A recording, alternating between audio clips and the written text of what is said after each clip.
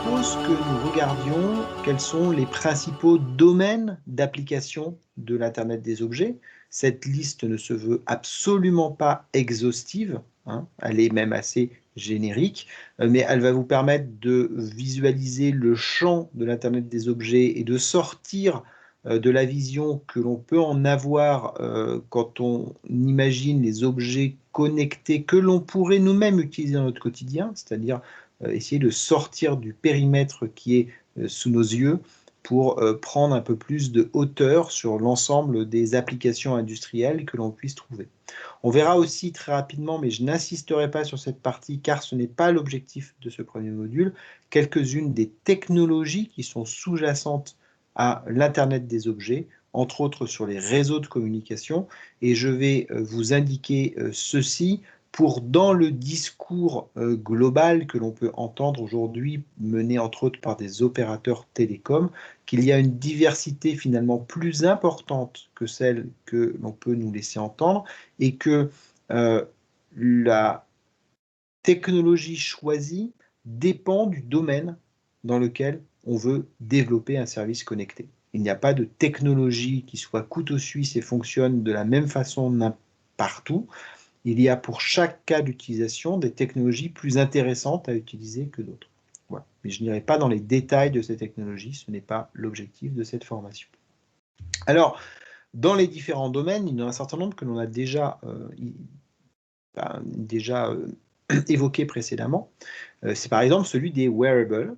Donc les wearables, ce sont des objets qui sont connectés aux humains, que l'on porte sur nous-mêmes, un peu comme des habits, d'où cette notion de wearable, et qui vont permettre de faire ce qu'on appelle aussi du self-quantify, c'est-à-dire de la mesure de notre activité, de nos déplacements, de notre santé, et ainsi de suite.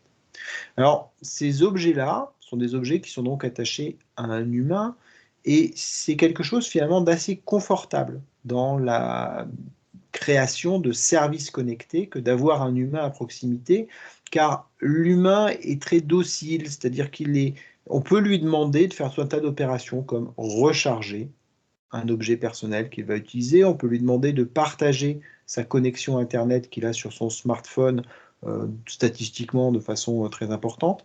Voilà. Et donc, par conséquent, on a la possibilité de simplifier le design en termes d'autonomie, en termes de connectivité. Donc ça, c'est globalement assez intéressant de pouvoir fabriquer des objets qui vont avoir une autonomie qui est de l'ordre d'une journée à une semaine. Ça va permettre de faire des choses qui sont moins coûteuses, plus petites, avec moins de batterie, ainsi de suite.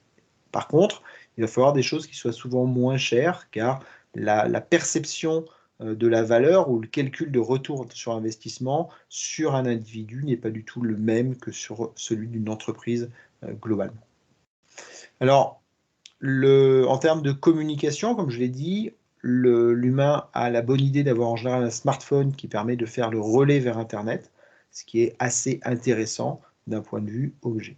Par contre, ce marché-là est un marché dans lequel la plateforme de service sera un point clé, car l'expérience utilisateur va être une des clés du succès.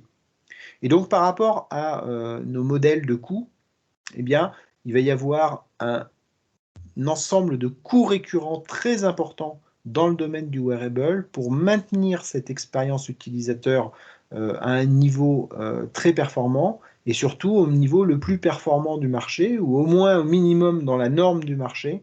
Sinon, c'est à risque de voir sa croissance particulièrement diminuer et de ne pas arriver à valoriser la qualité de son service, même si les indicateurs et le calcul des indicateurs sous-jacents est, lui, très important. C'est aussi un domaine dans lequel on aura beaucoup de support utilisateurs, car chaque utilisateur a une expérience différente des objets connectés, du monde digital, des téléphones mobiles, et par conséquent, ça va créer une complexité importante. C'est un point d'attention particulier dans le domaine du wearable, un objet connecté qui est connecté à des smartphones et connecté à un panel très large de smartphones, puisque là il s'agit de l'ensemble des smartphones possibles sur le marché, génère une complexité au niveau support et au niveau développement qui peut être explosive et conduire à de nombreux problèmes dans le déploiement et des coûts très importants dans la maintenance et dans le support des solutions. Voilà. Donc ça, ce sont vraiment les points d'attention autour du wearable, c'est la complexité dans le développement de la plateforme et les investissements réguliers qui sont à donner, et puis la production d'un objet qui doit être à coût relativement faible, mais qui bénéficie d'un certain nombre d'avantages du fait d'être attaché à l'homme. D'un point de vue technologique sur ces objets-là, on va principalement retrouver du Bluetooth Low Energy, qui est vraiment la technologie qui est adaptée au wearable et qui s'interconnecte très bien avec les smartphones, dans les limites de ce que j'ai pu dire précédemment, via la diversité des smartphones et la diversité des operating systems qui fonctionnent sur ces smartphones. Et puis, on va trouver aussi des technologies 3GPP, donc des technologies comme la 2G, 3G, 4G, 5G bientôt, qui, eux, vont plutôt équiper des périphériques qui ont un objectif d'être autonomes et qui donc vont toucher des personnels qui peuvent être différents, comme par exemple du wearable dans le monde industriel, pour lequel on ne va pas demander à l'employé de connecter l'objet professionnel à son téléphone personnel, où on ne va pas forcément équiper tous les employés de téléphones professionnels. Donc on va pouvoir utiliser des objets connectés qui sont directement connectés en utilisant ces technologies-là. Ça marche aussi pour les personnes âgées, par exemple, ou les catégories de population qui n'ont pas de téléphone, comme par exemple aussi des enfants. Il y a des gros marchés sur des montres connectées qui intègrent les connectivités 3G pour des enfants, par exemple. Alors, on va changer un tout petit peu d'échelle. On était à l'intérieur de la maison. On va passer maintenant à la maison en elle-même avec un domaine qui est le smart home. Alors, smart home qui peut s'entendre au niveau de la maison individuelle, mais qui peut s'entendre aussi au niveau du smart building, où là, on est dans une gestion optimisée d'un ensemble de foyers réunis dans une copropriété, par exemple, ou dans un ensemble de copropriétés qui peuvent être gérées. Ça, c'est un domaine qui est aussi dans une expansion assez intéressante, où les autonomies, alors surtout quand on est sur du smart home individuel, je vais faire la différence entre smart home et smart building, dans le sens où smart home est plutôt une décision d'installation individuelle du propriétaire de la maison d'équiper son domicile. Dans le smart building, on est plutôt dans une approche qui est une approche professionnelle, avec un service qui est apporté à une copropriété ou qui fait partie, pour des bailleurs sociaux, par exemple, de leur activité classique. Alors, on va séparer un peu les deux. Là, ce que j'évoque tout de suite est plutôt dans le domaine du smart home, donc de l'individuel, et le smart building retrouvera des propriétés qui sont plus proches de l'industriel, dont on parlera tout à l'heure. Alors, dans le domaine du smart home, on peut encore compter sur le propriétaire du logement pour faire la maintenance du périphérique. Et donc, au niveau des autonomies, on ne va pas pouvoir demander des recharges par jour, mais on pourra être sur des autonomies d'objets de 6 mois à 2 ans. On va devoir avoir une importance peut-être assez importante encore sur le design de l'objet, une importance sur le coût de l'objet, mais on va commencer dans le smart home à avoir une réflexion en termes d'économie et de retour sur investissement. Donc ça, c'est intéressant, c'est quelque chose d'assez difficile dans le wearable, mais dans le smart home, on peut avoir un thermostat connecté qui est vendu contre une promesse d'économie sur une consommation de chauffage, par exemple. Donc ça devient quelque chose qui fonctionne, qui permet de faire des nouveaux business models intéressants et qui commence à se répandre. D'un point de vue connectivité réseau, dans le monde du smart home, on bénéficie en général d'une connexion à Internet dans la maison qui va permettre, je dirais, sans coût supplémentaire, de pouvoir aborder la connectivité, la remontée des informations vers la plateforme. La plateforme va être encore un élément clé avec une expérience utilisateur qui, là encore, va être clé. Comme pour le wearable, on est avant tout dans du B2C. On est sur un contrôle de la maison à partir du téléphone mobile, avec donc une maintenance de ces téléphones et des applications qui tournent sur ces téléphones qui doit être régulière. On est dans une concurrence forte sur ces marchés-là, et donc la nécessité d'avoir une solution qui soit de qualité, qui reste de qualité. Par ailleurs, on est sur une solution qui est connectée sur le réseau de la maison qui lui-même est connecté à beaucoup d'autres équipements, que ce soit des télés, des ordinateurs, des disques partagés. Il y a des données personnelles sur ces réseaux-là, et il y a donc une attention particulière à donner à la sécurité. Ça, c'est un point qui est important, car les éléments du smart home ont souvent été décrié, montré du doigt quand on parle de la sécurité des objets connectés. Et en effet, il représente un danger important car chaque objet devient une porte vers l'extérieur qui peut être utilisée pour rentrer de façon numérique dans le domicile. Et je dirais quelque part, aujourd'hui, peut-être qu'on ne le ressent pas, mais les gens sont vraiment perturbés par l'effraction au sein de leur domicile et le vol dans leur domicile. Ils le seront s'il s'agit aussi de vol numérique dans leur domicile, si on vous vole vos photos voilà, de famille, photos personnelles, si on vous vole vos Excel qui contiennent vos comptes en banque ou ce genre de choses, vous vous sentirez aussi particulièrement touché que des personnes aient accès à des données personnelles, puissent les revendre, les distribuer, peut-être vous les chiffrer chez vous. Et donc, ce point est un point qui va être clé. Donc, ça veut dire encore une fois que dans le domaine du smart home, on doit avoir un modèle économique qui permet la maintenabilité des systèmes dans la durée. En termes de technologie, donc on a bien entendu la technologie Wi-Fi qui est particulièrement présente parce que cette technologie est celle que nous utilisons pour connecter nos différents équipements dans la maison, mais on va trouver beaucoup de passerelles qui sont en place et qui vont, elles, utiliser d'autres technologies plus adaptées aux objets. Le problématique de Wi-Fi, c'est que c'est une technologie qui consomme beaucoup d'énergie et qui donc ne permet pas facilement des autonomies de 6 mois à 2 ans, comme je l'ai évoqué précédemment. Donc très souvent, on va avoir un point relais qui va, lui, se connecter soit sur la box en Ethernet avec un fil, soit en Wi-Fi sur votre box, et qui ensuite va utiliser pour communiquer avec les objets qui sont installés dans la maison avec des technologies comme Zigbee, Z-Wave, LoRa ou Bluetooth. Donc ces technologies vont avoir différents avantages les unes par rapport aux autres. Je ne rentrerai pas dans les détails, mais sachez que c'est typiquement des technologies utilisées dans le monde du smart home et en partie aussi dans le monde du smart building que j'ai évoqué tout à l'heure. Alors on va encore changer d'échelle, on va rentrer cette fois à l'échelle de la ville avec les smart cities.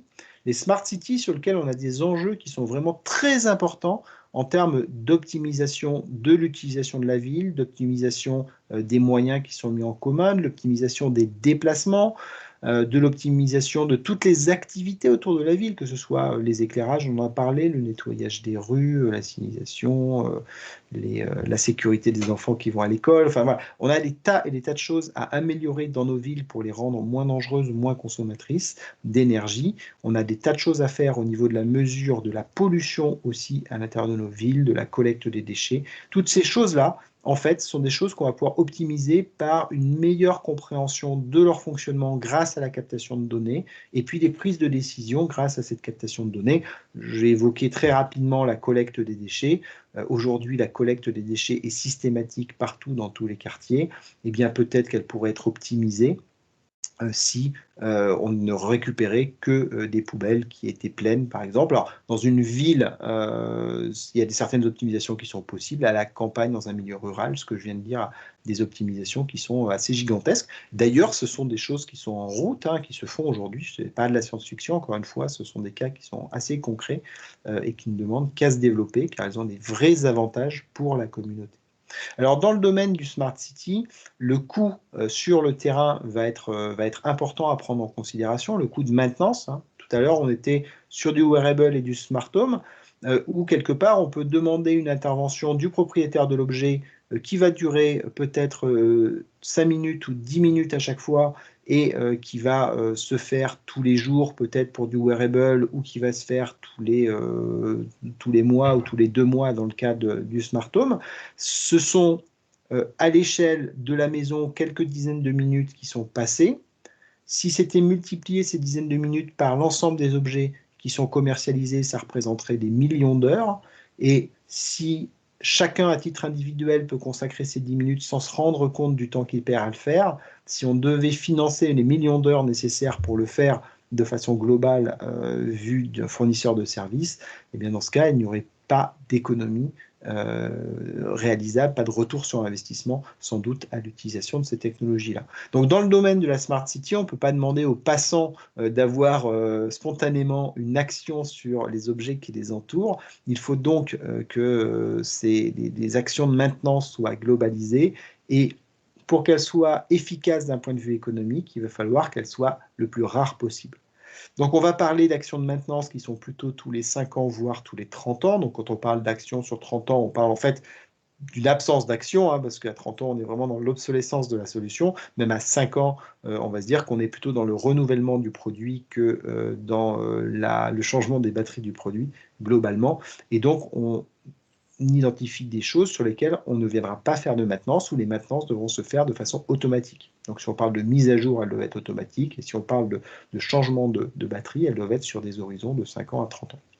Pour illustrer un petit peu plus ça, hein, pour le comprendre, un exemple dans le Smart City, c'est par exemple la détection de places de parking disponibles ou de places de parking occupées avec des capteurs qui sont mis dans la route, voilà, et où l'installation consiste à aller faire un carottage dans la route pour aller insérer le capteur qui mesurera s'il y a une voiture ou non au-dessus de lui et remontera cette information pour indiquer les emplacements disponibles en temps réel.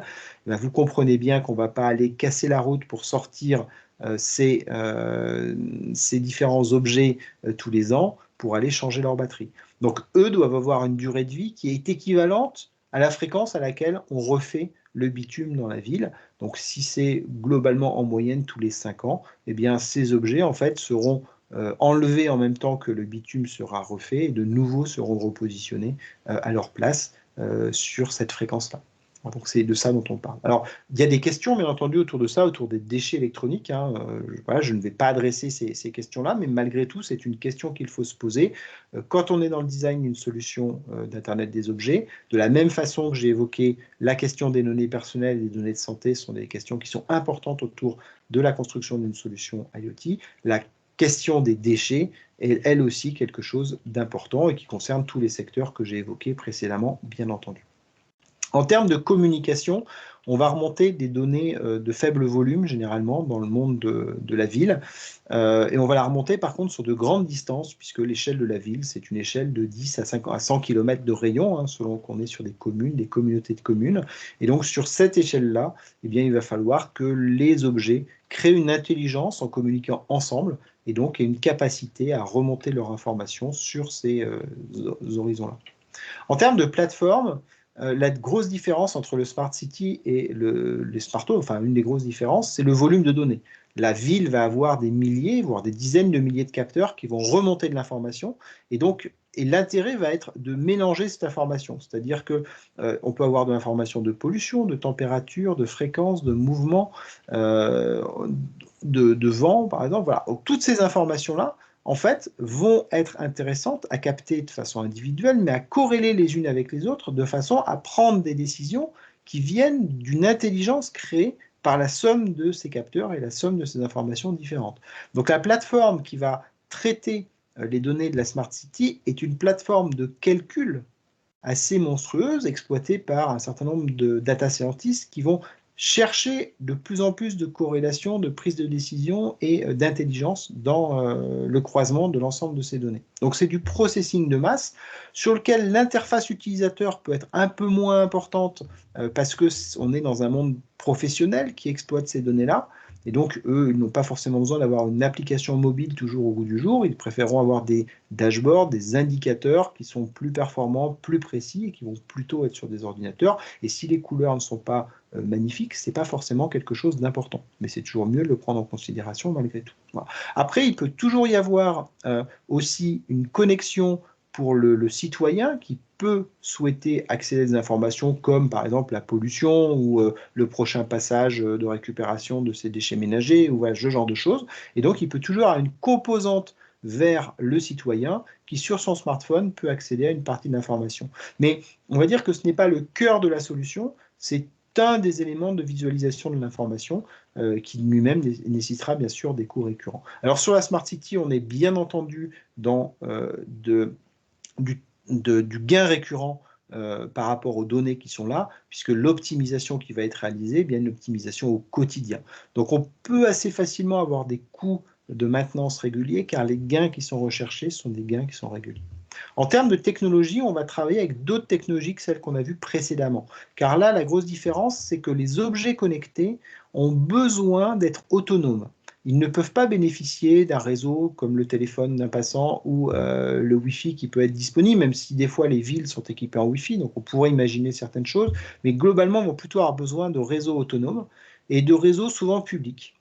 Donc sur les réseaux autonomes ou publics, on va trouver plusieurs catégories. Alors il y a ce que vous connaissez, la 4G et la 5G, dont on a beaucoup parlé, hein, mais comprenez dans la 5G que ce n'est qu'une évolution de la 4G, qui intègre d'un point de vue IoT des choses qui sont assez intéressantes malgré tout, mais qui commencent à exister déjà en 4G et qu'on appelle LTEM ou NB-IoT. Alors c'est surtout, alors dans le monde du Smart City, le LTEM peut être assez intéressant, mais c'est surtout NB-IoT qui sera intéressant dans le monde de l'IoT.